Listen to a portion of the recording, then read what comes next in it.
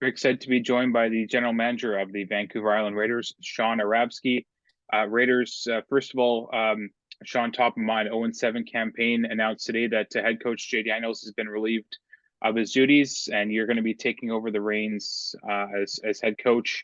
As an intern head coach, Jay obviously was the interim head coach this season, but the former Raider and current Toronto Argonaut Andrew Harris will be taking over as head coach and director of football operations for the 2024 season. What are your just initial thoughts after this decision, Shawn? Was it the right time for this?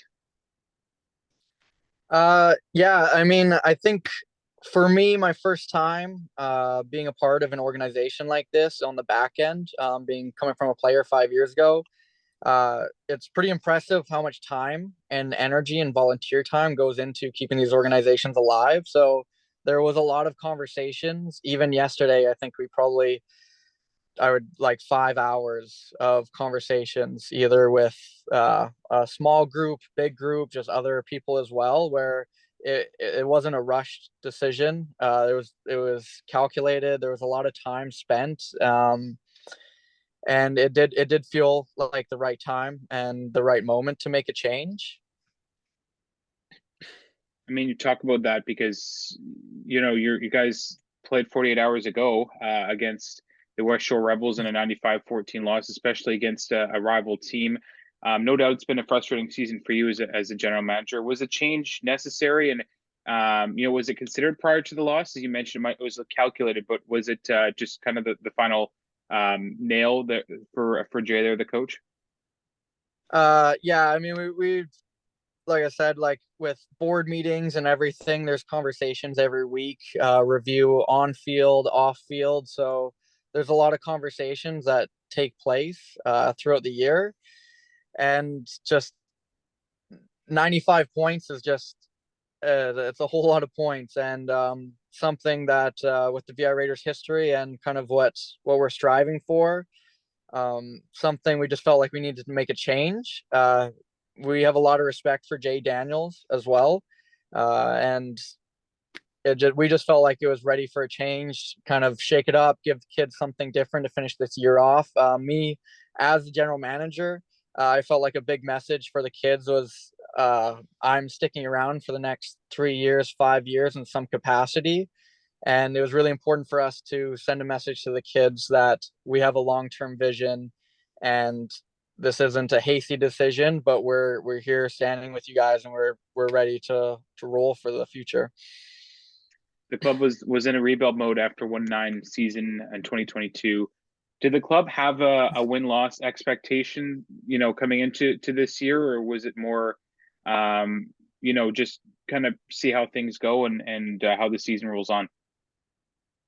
Yeah, I'd say both. Like we were very much rebuilding. A lot of 18-year-olds. We always have the goal of playoffs. So I'm almost certainly on record this year of saying our goal is to make playoffs. And no matter what, no matter if this week against Langley, like our goal is to beat Langley. Our goal is to play our best game possible and put our best product on the field. So that being said, like we definitely had expectations of growing pains. It's still been a very disappointing season. Losing the way we've lost, it's going to be disappointing any way you put it. There's always little silver linings of good players and good moments, but it's been frustrating from the top down just all year. Jay Daniels, no doubt, at a bit of a tough spot this year going into it. Depending on how someone looks at it, he was arguably the gatekeeper of a rebuilding team. You talked about the decision, but again, was it involved in the background? I mean, before the weekend, or was it looking towards the end of the season? Did you expect to have him there, or was it just about a results-based decision? No, definitely not a results-based decision. Because I mean, even like we just said of the way we've lost and the expectations, like we didn't expect to win a lot of games. Definitely thought we'd win more than zero at this point, but it's very much a move for the future as well. But when it comes to Jay Daniels, like I said, we have the utmost respect for him. I think as an organization, we didn't do a great job this year of giving him the best resources to succeed. And I think in a different circumstance, in a different situation, the marriage could have been a lot better for sure. So there's definitely ownership on our side on again, like a whole new brand new board. This is my first year as a general manager, all new coaches, all new players, a lot of growing pains, but a lot of accountability needs to go on me as the GM to recruit better, to set up these coaches with a better support staff, more alumni help, and I do think Jay can be successful in his next endeavor as well. But again, for me, I just felt uh, I if I'm going to be a part of the team, like I think I would needed a bigger role as well, and that's kind of the direction we went with. You look ahead to the future, you talk about the future, because next year you have a very exciting opportunity to have a guy like Andrew Harris, who's obviously played professionally for a lot of years, done a lot of great things. At this point of the year, with you guys going towards the tail end of the year, how involved has he been with day-to-day operations? Has it been kind of a conference call once in a while? How involved has he been behind the scenes? He's been very involved, especially like the first couple weeks. He was helping make game plans, as well as helping set depth charts and kind of being a resource. And I don't think we even used him as well as we could have at the start of the year, which was a big thing as well. And in terms of making this decision and other decisions throughout the year, he's been consulted. There's a couple of board members that are really close with him, professionally and personally. Even like myself, especially more so during the spring, leading the spring and main camp. We had a lot of conversations about how can we set the tone for this year of building for the future. And I mean, for him, like you said, it's very exciting. Recruiting, I think we already have gotten some recruits we might not have gotten without the help of Andrew. So for me, it's about what message are we sending these kids in these last 4 weeks, making some memories off the field as well as making memories on the field, starting winter workouts as soon as the year ends, keeping guys in town, keeping the core group we have of young youth, passionate kids, keeping them around and giving them a place to develop for when Andrew does come in, and potentially a whole just better. Maybe we get other coaches as well if Andrew can bring in other coaches. I mean, just more coaches. I look at some of the other teams around the league, they're pulling up with 15, 17 coaches, right? And for us, that's what we need next year.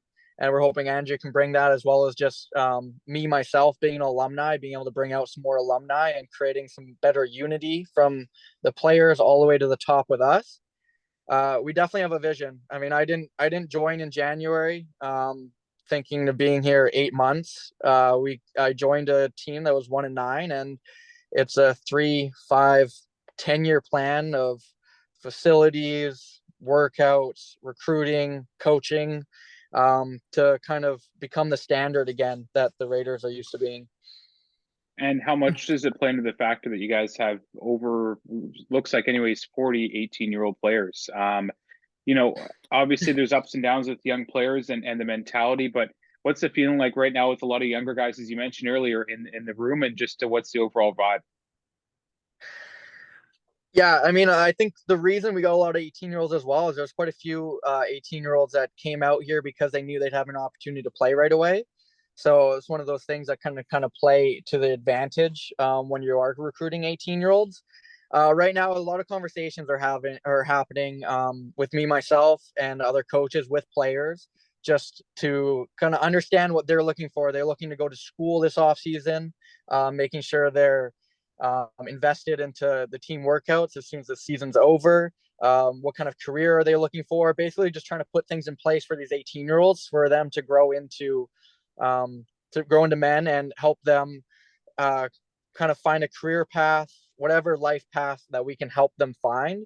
Honestly, I was just at practice today, and the vibe was pretty good. We're ready to rock. Like, shake up or not, like we've got a lot of kids that are invested into the program and are excited to be here, excited to be on Vancouver Island, one of the most beautiful places on earth. And it's with a storied program, and it's up to us to do a good job of giving them the tools they need so they can develop, go to university, play pro, like we've seen so many junior guys do lately.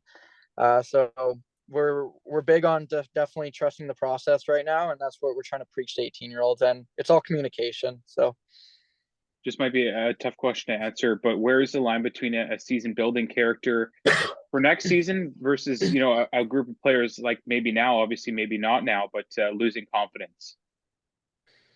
Yeah, and I think that comes from me, at least that was the message I was trying to send to them of, if you want to be here right now and give 50% efforts, then our team doesn't need that right now. Our team is trying to develop athletes, it's trying to develop football players. So that's our main purpose right now, because if we can create better athletes, they ultimately become better football players, which ultimately have become a better team. So we're really starting at the fundamentals.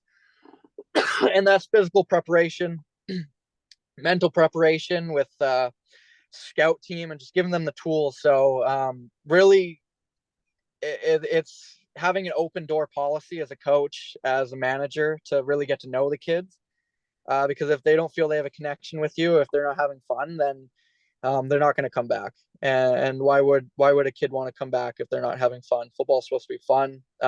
Bringing them out on the island is supposed to be a fun time, while also focusing on winning and growing as a person. So definitely the line of rebuilding and losing confidence, I think, comes down to the coaches and their ability to coach the kids up and develop them.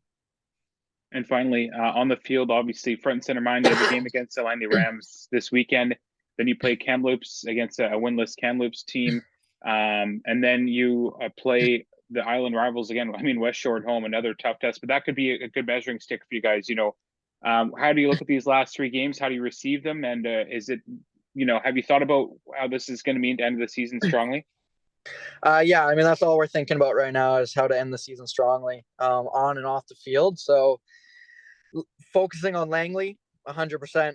That's what the prep was today. Focusing, we had a defense only practice, and we're focusing on scouting for Langley. I mean, Prince George just played them tough, so we've seen moments where some of the bottom teams have played the top teams tough, and that's just what we're focusing on at the moment. And we're ready to rock. I think we're gonna just practice all week, have good scout all week. I think we've got a few more alumni coming out this week than in previous, so we're really trying to get the alumni to rally, to finish strong and really make the guys feel family here with the Raiders fraternity, Raiders brotherhood, and hoping to give Langley our A game, because if we give them our A game, then should be a good game. Well, Shawn, I appreciate you coming on here and answering the tough questions after I'm sure it was a tough day. Thanks for taking the time. Yeah, thanks, Gideon. This has been catch up with the GM of the VI Raiders, Shawn Arabsky.